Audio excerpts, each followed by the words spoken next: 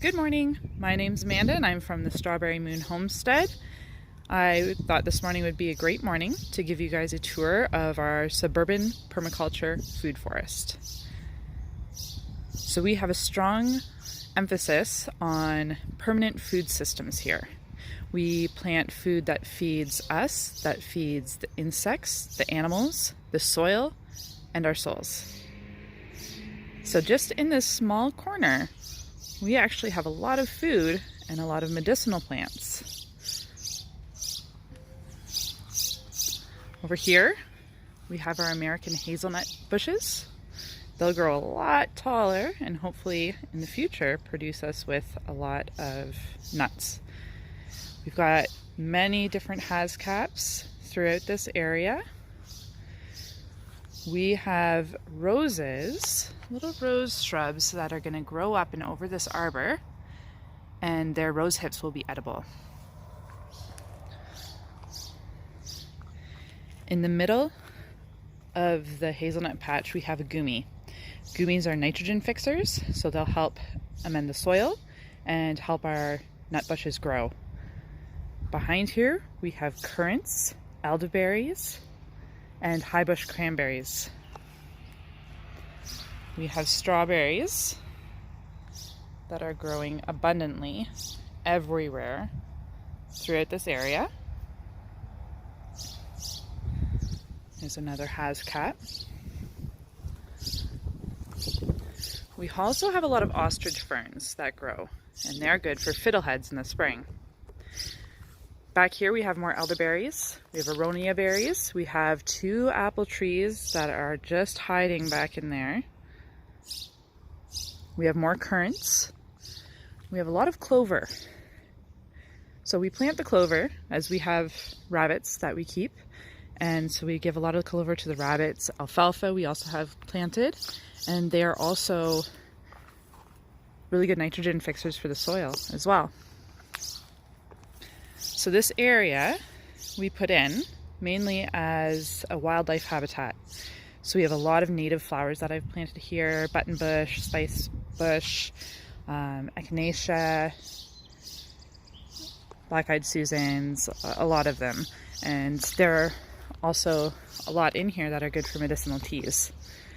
This spot here in midsummer grows up really tall with common milkweed, which obviously is really great for the monarch butterflies and for the pollinators, but it's also edible, and it's a really nutritious edible.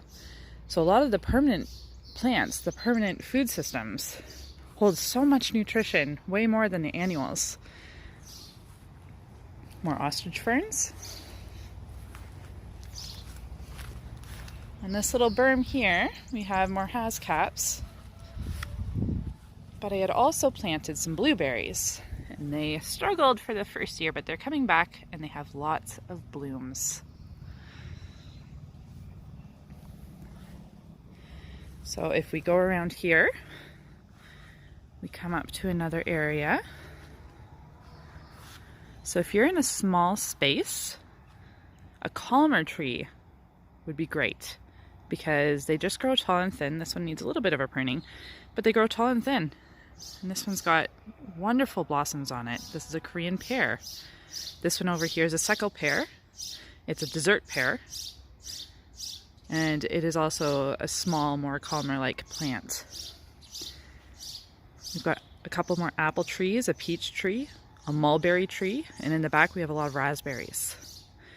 In this space here, we have asparagus, rhubarb, salsify, we have wild ginger and wild leeks.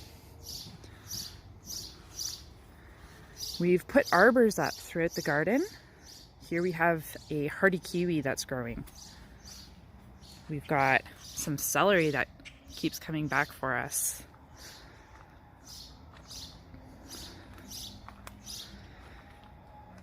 And throughout our food forests, we have nitrogen fixers such as the sea buckthorn. So these 2 have grown up really wonderfully. And they're right beside our apple tree that produces the best.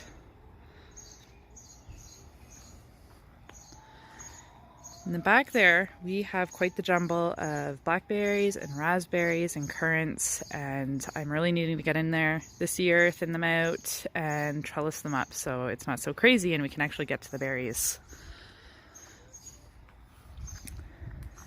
There's our peach tree. In the back, behind the chicken coop, we have 2 plums and we have some service berries. Now the service berries will more than likely be left for the birds, and if we keep the birds happy, hopefully they'll leave the other plants alone so they can get theirs and we'll get ours.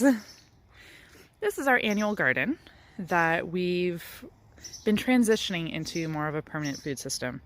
We've got asparagus growing here, we have 3 more pears and some sea buckthorn as well, and wild strawberry that's taking over.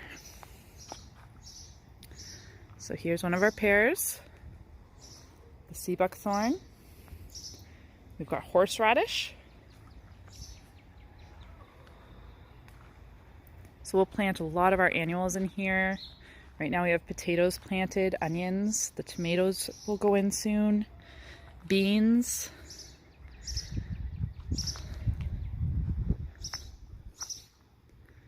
Here's another pear tree, and up beside here we've got another peach. We've got some blueberries that I still need to be planted, lilac tree. In here we've got some goji berries, and they are growing up quite abundantly. I need to start getting them more on a trellis because they're starting to fall down. On these arbors here, and the one that, this one over here, and that other one, we also have lots of grapes. So our grapes will be growing up over those arbors. Here's another one of our blueberry bushes. So this bare spot here is where the next blueberry bush will be planted. We've got some sage and some garlic.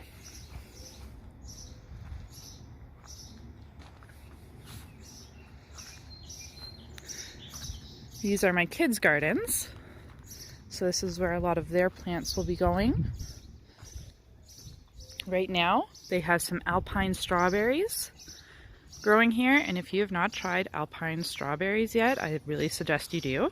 Especially the white ones, they taste like white freezy, so they're really good. Just at the front here, we have boxes full of sunchokes that very much are going to need to be harvested. So they'll grow up nice and tall, and then we'll have some sunchokes. And I'll take you around to our front yard. So we redid our front yard a little while after we'd moved in, and we did the whole cardboard, topsoil, mulching, but we still had some bindweed get through, so it is a challenge for us. So I've filled this place with so many native plants, but the bindweed somehow finds its way to take over. So some pop back and some get swallowed.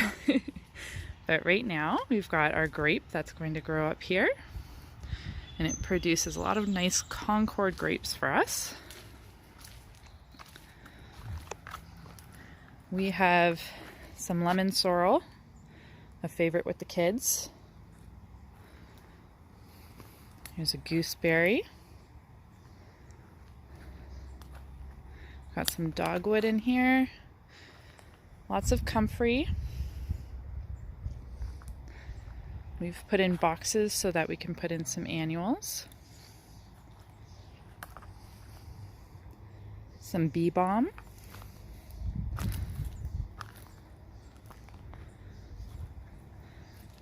Some more raspberries. We've got a couple of pear trees here. We have asparagus that grows up out here.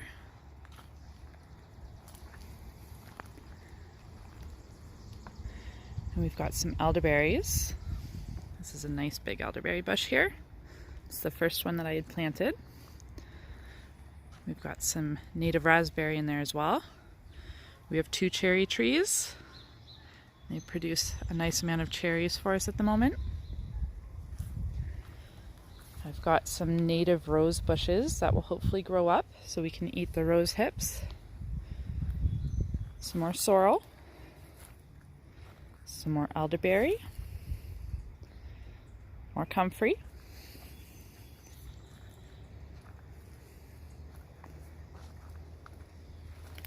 We've got a little magnolia here. Magnolias are also edible. We've also got daylilies in here that are edible.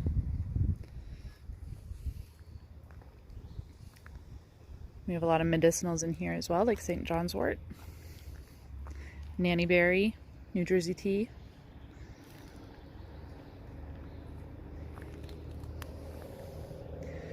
Well, that's a tour of our homestead here and all of the perennial food systems that we're able to grow. I'd like to do another tour in midsummer so you guys can see the difference of how everything's grown up. I hope you enjoyed. Like and follow and subscribe, and I'll put up some more soon.